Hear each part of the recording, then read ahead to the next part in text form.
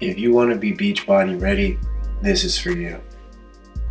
What's going on, guys? It's Emmanuel. I'm back here on the channel, and today I'm going to walk you through the meal plan that I use when I'm trying to lean bulk as a hybrid athlete, right? So first and foremost, what is a hybrid athlete? A hybrid athlete is someone who essentially does a combination of athletic cardio style training and Olympic lifting or weightlifting, right? And the reason that both of these are super essential is because for the athletic side, obviously you want to be mobile, athletic, and quick. But when it comes to the weightlifting, that's what's going to help you put on some of that size and have more of that raw power that you see, football players have, that you see rugby players have, or even our badminton players don't want to hold them out, leave them out of the group, right? So that's what a hybrid athlete really comes down to. And the reason that it's becoming so popular is because if you think about it, for the longest time, athletes and bodybuilders have been on two different sides of the spectrum associated with what it is that they do, right? Bodybuilders are seen as these really big, stocky, inflexible individuals who can lift a bunch of weight, but functionally in the world, they always look stiff, uncomfortable, they can't really fit clothes, right? And then athletes are the people who get, the modeling gigs. They're the celebrities. They're your basketball players, your football players, your soccer players. They do your commercials for different clothing brands. They're not super big or muscular, but they look good in clothes. They look good and they go to the beach, and they're athletic, flexible, they're able to move, they can jump super fast, super quick. Obviously they can't push a car, but if you had to ask most people, they'd rather look like an athlete than a bodybuilder. And most girls actually like someone who is athletic. If you think about high school, if you think about college, right? Most of the girls, especially the super attractive girls, they go for the athletes. They go for the jocks, if you will. And it's because, they look good, they train, they're physically attractive and fit, but, they're not meatheads, if you will, as the term is typically, unfortunately, called in the bodybuilding community. And that's not to knock, people who do powerlifting or anything of that nature, because those people are definitely disciplined and they have a drive and a motivation that, is for their own personal goals. A lot of times people that get into bodybuilding are people who they felt smaller, inferior, or they're even people who, they come from environments where they had to fight for survival, right? So they just wanted to make sure that they're big enough to not be in a situation where they can't defend themselves or the people that they love, right? And so that's why I would never judge anyone that picks, weightlifting or athletics or anything else over each other. But the reason that I picked hybrid athletics is because I've always been somewhat of a, how to say this, a skinnier person, if you will. I've always been pretty athletic, tall, and lanky.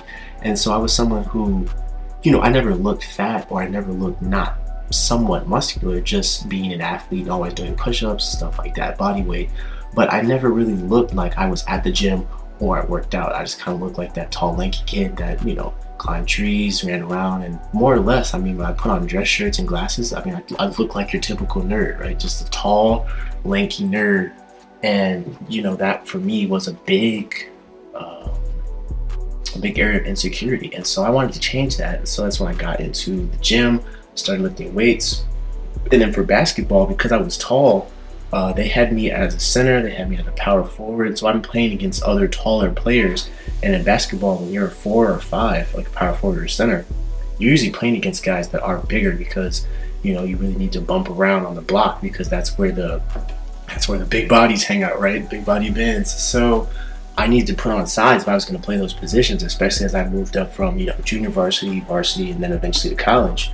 Now, obviously in college, I was able to play, guard, wing a little bit, but there are still some times you need to, play off the post just because of sheer height. You get a mismatch, or also, if you're going to battle for the rebounds in college, everybody lifts, everybody can jump, everybody can run. So you have to have those little advantages. And so being athletic is no longer just good enough. Being tall is not good enough. You have to have a little bit of size on top of some IQ. And so that's really why the hybrid athletics is something that I've always fallen in love with, because I always wanted to be that balance of muscular, still look good in your clothes, but also you're athletic. If anyone challenges you to a foot race, you can dust them. Speedy Gonzalez, you feel me? So that really was the goal. And then also recently I picked up boxing, and that burns a ton of calories like you would never believe, right? So There's definitely a difference between being in basketball shape and boxing shape. I have learned that. I have newfound respect for anyone that trains any style of fighting. That's Muay Thai, boxing, wrestling. If it's a form of fighting, you have earned my respect because it is not for the weak of heart. It is no joke.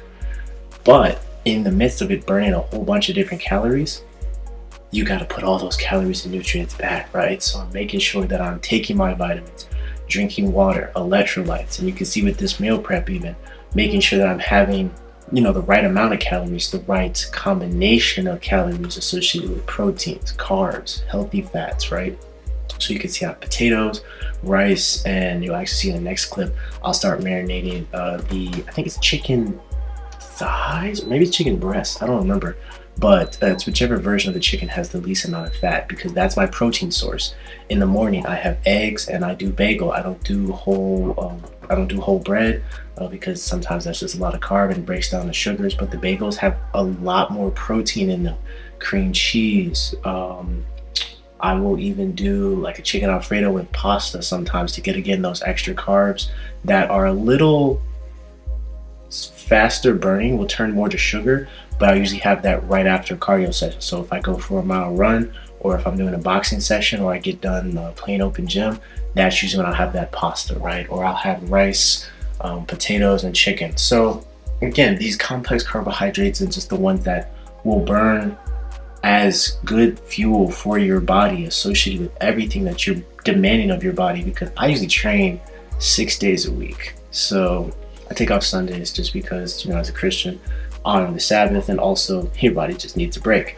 But because I train 6 days a week, I don't go super hard every single day, because one, that's not realistic, two, it's not sustainable, and then three, you really can run the risk of injury, right? So I'm making sure that I'm training moderately, balancing out the difference between my athletic training, my strength training, and then my sport specific training, whether that be boxing, track, or basketball. And so by creating that schedule, making sure I'm eating correctly, getting proper nutrients, making sure my vitamins are on point, I'm drinking a gallon of water a day, getting good sleep, that's the only way I'm going to be able to perform at peak performance, because you're only going to be in your 20s for 10 years. That's why they're 20s. You get 10 of them, 21 through 29.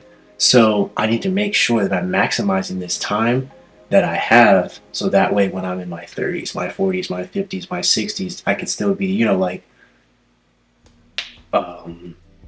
super athletic and still be able to move, not have knee pain, still be able to run, jog, sprint, do whatever I want, because I'm trying to be a 50-year billionaire who's still, wakeboarding on the back of his yacht, right? I think that would be super cool.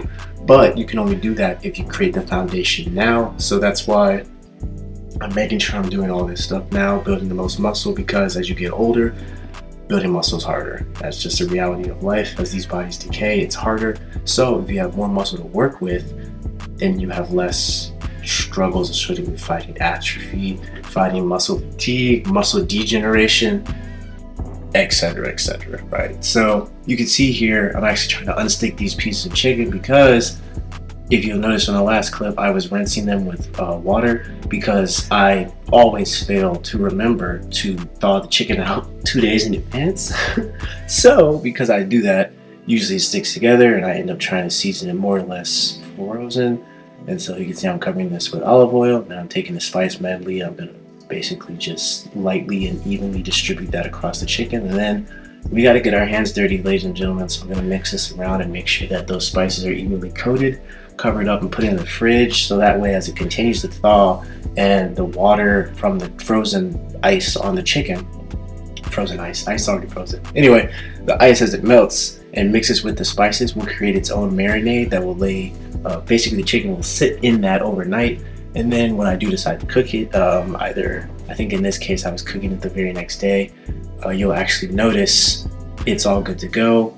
It's a nice even coat, and once it comes out of the air fryer, it's gonna have a nice golden hue to it. The seasoned medley, I've perfected this to the point where it's the spices I like. I definitely recommend, if you're cooking for yourself, you can't go wrong with salt and pepper, but definitely try and experiment with some stuff. Try some different things, right? Like I know me personally, I really like the combination of garlic powder and onion powder. It's just really good to me for some reason.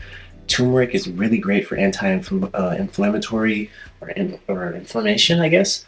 And then fennel seeds, that's really more so just for digestion. Cumin, I don't really know if I can taste it, but my mom puts it on all the chicken that she makes, and her chicken be bussin'. So I just add it to my chicken too, because why not? You can actually see I'm moving some of her meal prep containers out the way. That's so funny. So usually what it is she'll meal prep on like a Wednesday, and then I'll meal prep on Sundays. Just that way, so we're not in the kitchen at the same time fighting for space. If you made it to the end of the video, I appreciate you watching it all the way through. That helps the algorithm, and that helps me determine what everybody wants. If you guys do want the rest of this video, so that would be me basically finishing up the rice, actually air frying the chicken, and then making each of the bowls, displaying the macros, and then the recipes for everything that I'm making. I can do that in a second video, but we have to get this video to 200 views and 25 likes. If we can do that, I will make the additional video. Till next time, guys.